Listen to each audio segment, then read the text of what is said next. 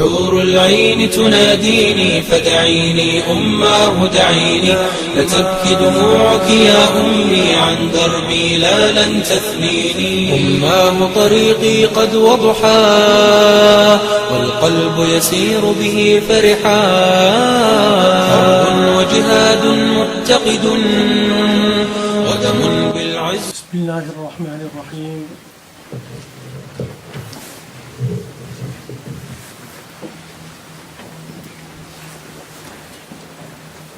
اگر کوئی آدمی سفر میں ہو تو اس کے روزہ سے متعلق کچھ احکامات ہیں جو بیان کرنے کا ارادہ رکھتا ہوں. دھیان سے توجہ سے بیٹھیے. یہ تمام مسائل ہر آدمی کے ساتھ پیش آتے ہیں. اگر کسی آدمی کو کوئی مسئلہ سمجھ نہ آئے تو وہ مسئلہ پوچھ بھی سکتا ہے. جو آدمی مقیم ہوتا ہے اس پر روزہ فرض ہے، اور جو آدمی مسافر ہو اس پر روزہ فرض نہیں ہے. قرآن نے فرمایا کہ فمن كان منكم مريضا او على سفر فعدة من ایام اخر. تم میں سے کوئی بیمار ہو، مریض ہو یا مسافر ہو تو وہ دوسرے دنوں میں روزہ رکھ لے تو اس بات کی گنجائش موجود ہے. حضرت عائشہ رضی اللہ تعالیٰ عنہ فرماتی ہیں کہ حضرت حمزہ بن عمر اسلمی رضی اللہ تعالیٰ عنہ یہ کثرت کے ساتھ روزے رکھا کرتے تھے. تو انہوں نے رسول اللہ صلی اللہ علیہ وسلم سے سوال کیا، اے اللہ کے رسول، جب میں سفر میں ہوں تو کیا میں روزے رکھوں یا نہ رکھوں؟ آپ علیہ السلام نے فرمایا کہ تم چاہو تو روزے کی حالت میں یعنی سفر کی حالت میں روزے چھوڑ دو، اور اگر چاہو تو روزے رکھ لیا کرو. یہ تمہارے اپنے ذاتی اختیار میں ہے. حضرت جابر رضی اللہ تعالیٰ عنہ فرماتے ہیں کہ ہم رسول اللہ صلی اللہ علیہ وسلم کے ساتھ سفر میں تھے کہ آپ علیہ السلام نے لوگوں کے ہجوم کو دیکھا اور لوگ ایک آدمی پر سایہ کر رہے ہیں. تو آپ علیہ السلام اس مقام پر پہنچے. آپ نے پوچھا کہ بھائی اس آدمی کو کیا ہے؟ تو لوگوں نے عرض کیا، اللہ کے رسول یہ مسافر آدمی ہے اور اسے روزے کی وجہ سے مشقت پیش آ رہی ہے. تو آپ علیہ السلام نے فرمایا کہ روزے کی حالت میں روزہ رکھنا یہ کوئی بلائی کا کام نہیں ہے. اس کا مطلب یہ تھا کہ ایک آدمی کو پتہ ہے کہ میں سفر میں ہوں اور مشقت مجھے پیش آ سکتی ہے یا آ رہی ہے، اس کے باوجود جو ہے وہ روزے سے ہے، یہ کوئی بلائی کا کام نہیں ہے. اور حضرت جابر رضی اللہ تعالیٰ عنہ دوسری روایت کے اندر جو ہے وہ حدیث نقل کرتے ہیں کہ رسول اللہ صلی اللہ علیہ وسلم فتح مکہ کے سال مدینہ سے مکہ کی طرف نکلے. کے مقام پر جب آپ پہنچے تو لوگوں نے آپ سے عرض کیا، اے اللہ کے رسول، لوگوں نے روزے رکھے ہوئے ہیں اور ان پر جو ہے وہ یہ روزے بہت مشقت والے وارد ہو رہی ہیں، انہیں شاق گزر رہی ہیں، وہ مشکل میں ہیں، روزہ انہیں لگ رہا ہے، اور لوگ آپ کی طرف نظریں اٹھا کر دیکھ رہے ہیں کہ اس مسئلہ میں آپ کیا ہمیں فرماتے ہیں. آپ علیہ السلام نے فرمایا کہ ایک پیالہ لاؤ. پانی سے بھرا ہوا پیالہ لایا گیا تو رسول اللہ صلی اللہ علیہ وسلم نے تمام لوگوں کے سامنے اپنے روزے کو عصر کی نماز کے بعد افطار کر لیا، یعنی روزہ توڑ دیا. کچھ لوگوں نے آپ کو دیکھ کر روزہ توڑا اور کچھ لوگوں نے جو ہے وہ روزہ نہیں توڑا. جب آپ کو پتہ چلا کہ ان لوگوں نے روزہ نہیں توڑا تو آپ علیہ السلام نے فرمایا کہ یہ لوگ گناہگار ہیں. مطلب یہ تھا کہ جب انہیں اتنی مشقت پیش آ رہی ہے تو یہ اپنے اوپر جبر کیوں کر رہے ہیں، یہ روزہ توڑ دیں جب اسلام نے ان کو اجازت دی ہے. اب آئیے یہ تو تھیں کچھ احادیث. اب کچھ مسائل کی طرف آتے ہیں کہ فقہاء نے ان احادیث کی روشنی میں اور قرآن مجید کی اس آیت کی روشنی میں کچھ احکامات بیان کیے ہیں، کچھ مسائل بیان کیے ہیں. سب سے بڑا مسئلہ یہ ہے کہ اگر کوئی آدمی شرعی مسافر ہو، آسان لفظوں میں یہ سمجھیے، جس سفر میں آپ پر قصر کا حکم لاگو ہوتا ہو، اس سفر میں روزہ چھوڑنا آپ کے لیے جائز ہوگا. شریعت نے کچھ حدود مقرر کی ہیں کہ انسان شرعی مسافر کب بنتا ہے. آج کے دور میں یوں سمجھ لیجئے کہ جو آدمی 77.25 کلومیٹر یا 48 میل کا سفر جو ہے وہ طے کرنے کا ارادہ رکھتا ہے یا طے کرتا ہے یا اس سے زیادہ سفر طے کرتا ہے، تو وہ اسلام کی نظر میں کون ہے؟ مسافر. وہ شرعی مسافر بن گیا. اب کوئی آدمی 48 میل 77.25 کلومیٹر کا ارادہ رکھتا ہے تو وہ روزہ چھوڑ سکتا ہے. مسئلہ سمجھ آ گیا؟ کیوں کہ جب آپ 48 میل سفر کریں گے تو آپ پر قصر کا حکم لاگو ہوا. تو میں نے ابھی عرض کیا کہ جس سفر میں قصر کا حکم لاگو ہوگا اس سفر میں آپ روزہ جو ہے وہ چھوڑ سکتے ہیں. اب اگلا مسئلہ یہ ہے کہ ایک آدمی جو ہے وہ سفر کے اندر اسے مشقت آتی ہی نہیں، 48 میل سفر کرنا ہے اور اسے پتہ ہے میں نے اچھی گاڑی میں جانا ہے اور کوئی مسئلہ ہی نہیں ہے، تو پھر بھی اگر وہ روزہ چھوڑتا ہے تو اسلام کی طرف سے اس پر کوئی نکیر نہیں کی جائے گی. اسے اختیار ہے، اگر وہ روزہ رکھتا ہے تب بھی، اگر روزہ نہیں رکھتا تب بھی اس کو اختیار ہے. اگلا ایک مسئلہ یہ ہے کہ ایک آدمی جو ہے وہ سفر کا ارادہ کر رہا ہے، اس نے ابھی ارادہ کیا ہے، اپنے گھر میں موجود ہے، شہر کو چھوڑا نہیں یا اپنے گھر میں موجود ہے اور وہیں شہر کے اندر ہی، شہر کے حدود سے باہر نہیں نکلا، اپنے گھر میں ہی موجود ہے یا ارادہ ہی کر رہا ہے کہ میں سفر پر نکلوں گا، اور طلوع فجر یعنی صبح صادق سے پہلے وہ اپنے شہر کی حدود سے نہیں نکلا، اپنے گھر میں ہی موجود ہے اور ارادہ کر رہا ہے، تو اس دن کا روزہ اس پر واجب اور فرض ہوگا. یہ مسئلہ سمجھ آ گیا؟ ہاں، آگے جو روزے سفر میں اس کے آئیں گے تو وہ انہیں چھوڑ سکتا ہے، لیکن چونکہ یہ صبح صادق کے وقت وہاں اپنے گھر کے اندر موجود ہے، صرف ارادہ کر رہا ہے، تو اس پر جو ہے اس دن کا روزہ لازم ہو گیا. اگر یہ چاہتا ہے کہ میں اس دن کا روزہ نہ رکھوں تو پھر یہ صبح صادق سے پہلے اپنے شہر کی حدود سے نکل جائے تاکہ یہ شرعی مسافر بن جائے. یہ مسئلہ سمجھ آ گیا؟ کوئی نہیں آیا؟ نہیں، کوئی نہیں آیا. دیکھیں جس طرح ایک بندے نے لیٹس سپوز لنڈن جانا ہے، اس کی 5 بجے کی ٹرین ہے، اب لنڈن 200 میل ہے، تو وہ روزہ رکھ کے جائے پھر، کیونکہ اس نے 5 بجے ٹرین پکڑنی ہے صبح صادق، تو 5 سے پہلے ہو جائے گی. دیکھیں بالکل، ایک آدمی نے جو ہے وہ لنڈن جانا ہے اور اس کی ٹرین جو ہے وہ ہے 5 بجے اور طلوع فجر اسے کہاں ہوگی؟ اپنے گھر میں، تو وہ روزہ رکھے گا. اب اگلا مسئلہ میں یہ بیان کرنے لگا تھا آپ کے سوال کا جواب. اب تو طلوع فجر اس کو اپنے شہر میں ہو گئی، اب تو روزہ اس پر لازم ہو گیا اس دن کا. اگر وہ سفر کے اندر سمجھتا ہے یا اسے کوئی مشقت آ رہی ہے اور جو ہے غیر معمولی مشقت کا سامنا ہے، تو وہ اگر سفر کے دوران اپنا روزہ توڑ دے گا تو رمضان مبارک کے بعد صرف اس پر قضا لازم ہوگی. کیونکہ جس وقت وہ اپنے گھر کے اندر موجود تھا، جس مقام پر موجود تھا، اس وقت وہ مسافر تھا ہی نہیں، وہ تو صرف ارادہ تھا اس کا. اگر وہ چاہتا تھا کہ میں مسافر بنوں تو اس کے لیے ضروری تھا کہ اس حدود سے باہر نکل جائے. تو لہٰذا اگر وہ طلوع فجر یعنی صبح صادق سے پہلے جو ہے وہ نہیں نکلا اپنے شہر سے، صرف ارادہ ہی کر رہا ہے، تو اس دن کا روزہ جو ہے اس پر لازم ہو گیا۔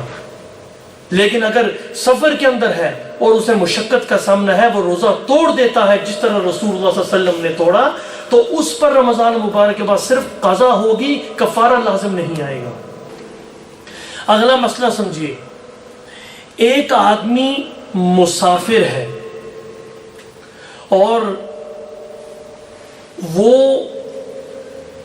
زوال سے پہلے اس کا سفر ختم ہو گیا اور وہ مقیم ہو گیا۔ مثلا ایک آدمی رات کو لندن میں تھا، مسافر تھا، زوال سے پہلے وہ ڈیوزبری آ گیا اور اس نے صبح صادق کے بعد کچھ کھایا پیا نہیں ہے اور روزے کے منافی کوئی کام نہیں کیا، کوئی ایسا کام نہیں کیا جس سے اس کا روزہ فاسد ہو جاتا ہو، اور وہ زوال سے پہلے اگر نیت کر لے گا تو اس آدمی کا روزہ جو ہے وہ مکمل ہو جائے گا، یعنی وہ جائز ہو جائے گا، اس کی نیت ٹھیک ہو جائے گی، اس دن کا روزہ اس کا گنا جائے گا۔ اور اگر زوال کے بعد وہ نیت کرے گا تو جائز نہیں ہے۔ یہ مسئلہ سمجھ آ گیا؟ بڑا آسان سا مسئلہ تھا، میں پھر بیان کر دیتا ہوں، اگر نہیں سمجھا تو مونیاں بے شک لا لو، کوئی مسئلہ نہیں، کوئی شرم والی گل نہیں۔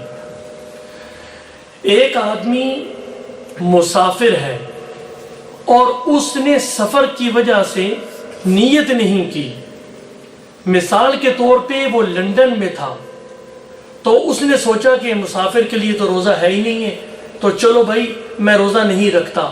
لندن سے ڈیوزبری پہنچا 9 بجے واپس صبح کو، اور صبح صادق کے بعد اس نے کچھ کھایا پیا نہیں ہے، صبح صادق کے بعد اس نے کچھ کھایا پیا نہیں ہے اور کوئی روزے کے منافی کام نہیں کیا، اگر وہ نیت کر لے گا تو اس دن کا روزہ اس کا معتبر ہوگا۔ اگلا مسئلہ سمجھیے، ایک آدمی نے سفر کی وجہ سے روزہ ہی نہیں رکھا اور وہ ایسے مقام پر پہنچا ہے، ایسے ملک میں پہنچا ہے جہاں ابھی سورج غروب نہیں ہوا، 1-2 گھنٹے باقی ہیں۔ اب وہ جتنے بھی گھنٹے باقی ہیں ان گھنٹوں کے اندر وہ کھا پی نہیں سکتا، اس کے لیے واجب ہے کہ وہ اس ملک کے احترام میں، رمضان المبارک کے احترام میں کھانے پینے سے رکا رہے۔ مثال کے طور پہ ایک آدمی پاکستان سے چلا، سفر میں تھا، اس نے روزہ نہیں رکھا، وہ یہاں پہنچا 7 بجے اور روزہ کھل رہا ہے 9:45 پر۔ اب 2 گھنٹے 2.5 گھنٹے کے لیے اسے اور رمضان کے احترام میں اسے کھانے پینے سے رکنا واجب ہے، ضروری ہے۔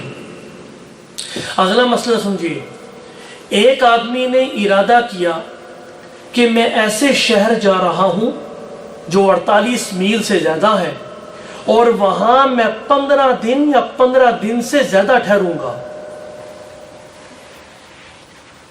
تو وہ آدمی اسلام کی نظر میں مسافر نہیں رہا، اب وہ مقیم کی حیثیت سے رہے گا، اب وہ بقیہ جتنے بھی روزے ہیں وہ روزے رکھے گا۔ مثال کے طور پر ایک آدمی نے 48 میل کا سفر کا ارادہ کیا، مثلا اس نے کہا کہ میں لندن جاؤں گا اور میں لندن 15 دن رہوں گا، 15 دن یا 15 دن سے زیادہ، اب وہ مسافر نہیں رہا بلکہ وہ مقیم ہو گیا، اب لندن میں جتنی بھی وہ نمازیں پڑھے گا پوری پڑھے گا اور روزے بھی رکھے گا۔ اور اگر اس کا یہ ارادہ ہے کہ 15 دن سے کم میں رہوں گا، مثلا 8 دن رہوں گا، 10 دن رہوں گا، 14 دن رہوں گا، اب وہ روزے بے شک رکھے یا نہ رکھے اس پر ہے اور نماز بھی وہ قصر پڑے گا۔ ایک آدمی دوسرے شہر کے اندر گیا، 48 میل کا سفر کر کے دوسرے شہر میں پہنچا، اب اس کا جو کام تھا اس نوعیت کا تھا کہ ممکن ہے میرا یہ کام 1 دن میں پورا ہو جائے یا ممکن ہے میرا یہ کام 10 دنوں میں مکمل ہو جائے، ممکن ہے میرا یہ کام 15 دنوں کے اندر مکمل ہو جائے، لیکن اسے کوئی شورٹی نہیں ہے، وہ اپنے دل کے اندر 15 دن وہاں قیام کے پختہ ارادہ نہیں کر سکا. اسے یہ بھی لگ رہا ہے کہ کل میرا مکمل ہو جائے، ممکن ہے 10 دن لگ جائیں. اضطراب ہے اور اسے شورٹی نہیں ہے، لہذا اسلام کی نظر کے اندر وہ مسافر ہے. اب وہ چاہے ایک ایک دن کر کے اس کے 15 دن مکمل ہو جائیں یا 15 دن سے زیادہ دن مکمل ہو جائیں، کوئی مسئلہ نہیں ہے، وہ اسلام کی نظر میں مسافر ہی رہے گا. غالباً غزوہ احزاب کے موقع پر رسول اللہ صلی اللہ علیہ وسلم چونکہ مسافر تھے اور آپ نے فرمایا کہ اگر ہم نے جو ہے فتح حاصل کر لی تو ہم جو ہے وہ آج ہی چلے جائیں گے، آج فتح حاصل ہوگی آج ہی چلے جائیں گے، اگر فتح حاصل نہ ہوئی تو ہم جو ہے وہ لڑتے رہیں گے. تو کرتے کرتے کرتے 20 دن تک رسول اللہ صلی اللہ علیہ وسلم وہاں موجود رہے اور آپ نے قصر نماز جو ہے وہ پڑھی ہے. کچھ احادیث ہم نے فجر کی نماز کے بعد بیان کی تھی. دل کر رہا ہے کہ بڑی دلکش احادیث تھیں. جو لوگ صبح کی فجر کی نماز کے اندر موجود نہیں تھے یا جو لوگ موجود نہیں تھے یا ابھی جو لوگ سنیں گے ان کے لیے بھی فائدہ مند ہے. رسول اللہ صلی اللہ علیہ وسلم نے فرمایا کہ جو آدمی بسم اللہ الرحمن الرحیم پڑھتا ہے، اللہ رب العزت ایک ایک حرف کے بدلے اس کو 4000 نیکیاں عطا فرماتے ہیں اور 4000 گناہوں کی مغفرت جو ہے وہ مغفرت ہوتی ہے اس کی، اور 4000 درجات جنت کے اندر بلند ہوتے ہیں. تو آپ بھی پڑھ لیجئے بسم اللہ الرحمن الرحیم، تو آپ کو 16000 یعنی 4000 گناہ معاف ہو گئے، 4000 درجات بلند ہو گئے اور 4000 گناہوں کی مغفرت ہو گئی مفت. تو یہاں بیٹھنا آپ کا فائدے سے خالی ہے؟ بولو تو صحیح یار، کوئی لگتا ناراض ہو. میں نہ تھوڑے گناہ معاف کرنا گیا ادھر بولتے بھی نہ ہوتے، کوئی تو بولو.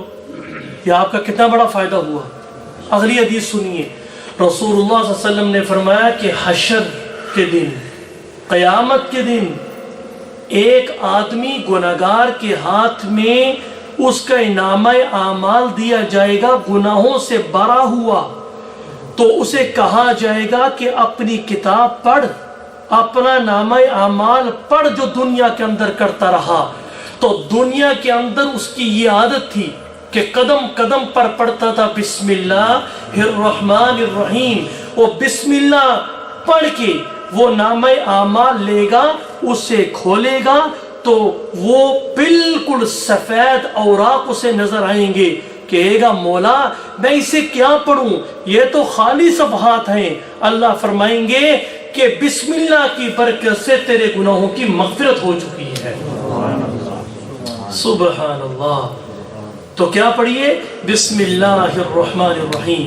ایک اور حدیث سنیے. رسول اللہ صلی اللہ علیہ وسلم نے فرمایا کہ کل قیامت کے دن مومن مسلمان پل صراط پر پاؤں رکھے گا، بسم اللہ الرحمن الرحیم پڑھ کے پاؤں رکھے گا، تو ہوگا کیا کہ جہنم کی آگ کہے گی اے مومن تو سلامتی کے ساتھ گزر جا، اس لیے کہ تیرے نور نے میرے شعلوں کو بجھا دیا. اور اگلی حدیث پہ سن لیجئے. رسول اللہ صلی اللہ علیہ وسلم نے فرمایا کل قیامت کے دن میری امت کے نامہ اعمال کو تولا جائے گا تو میری امت کی نماز کی ایک رکعت بنی اسرائیل کے 1000 رکعتوں کے برابر ہوگی. تو بنی اسرائیل والی عرض کریں گے مولا یہ کیا ماجرا ہے، ان کی ایک رکعت یعنی امت محمدیہ کی نماز کی ایک رکعت بنی اسرائیل کے 1000 رکعتوں کے برابر ہے. تو اللہ فرمائیں گے فرق یہ ہے کہ میرے نبی کی امتیوں کی نماز کے اندر بسم اللہ الرحمن الرحیم موجود ہے. سبحان اللہ. تو آپ بھی پڑھ لیجئے دفعہ پھر بسم اللہ الرحمن الرحیم. اٹھتے بیٹھتے چلتے پھرتے کام کرتے ہوئے اس کو اپنا وظیفہ بنا لیجئے، اور بہت ہی خوبصورت وظیفہ ہے، گناہوں کی مغفرت کا ذریعہ بھی ہے، اور آپ کے نامہ اعمال کے اندر جو ہے وہ یعنی جو نیکیاں ہیں ان کو بڑھانے کا بھی ذریعہ ہے. اللہ تعالی ہم سب کو عمل کرنے کی توفیق عنایت فرمائے. اگر کسی آدمی کا کوئی سوال ہو تو وہ پوچھ سکتا ہے. ابھی ایک کوشچن تھا، جو قصر نماز میں سنتوں کی کثرت نہیں جاتی؟ دیکھیں یہ بھی اچھا کوشچن ہے. دیکھیں ایک پوچھتا ہے دوسروں کے لیے فائدہ ہو جائے. رسول اللہ صلی اللہ علیہ وسلم نے سفر کے اندر سنتیں پڑھی بھی ہیں چھوڑی بھی ہیں. اگر کوئی آدمی جو ہے اگر پڑھ لے تو کوئی گناہ نہیں ہے، اگر چھوڑ دے تب بھی کوئی گناہ نہیں ہے. اگر مثال کے طور پہ ایک آدمی کو جلدی ہے، اسے پتہ ہے کہ میں ہی مشقت میں ہوں، میں جلدی میں ہوں، تو وہ نہ پڑھے. اگر کوئی آدمی پڑھنا چاہتا ہے تو اسلام نے اس پر کوئی پابندی نہیں لگائی. البتہ جو فجر کی سنتیں ہیں وہ بہت اہمیت کی حامل ہیں. فجر کی سنتیں جو ہیں انسان کو پڑھنی چاہیے. حور العين تناديني فدعيني أماه دعيني لتبكي دموعك يا أمي عن دربي لا لن تثنيني. أماه طريقي قد وضحا والقلب يسير به فرحا. حرب وجهاد متقد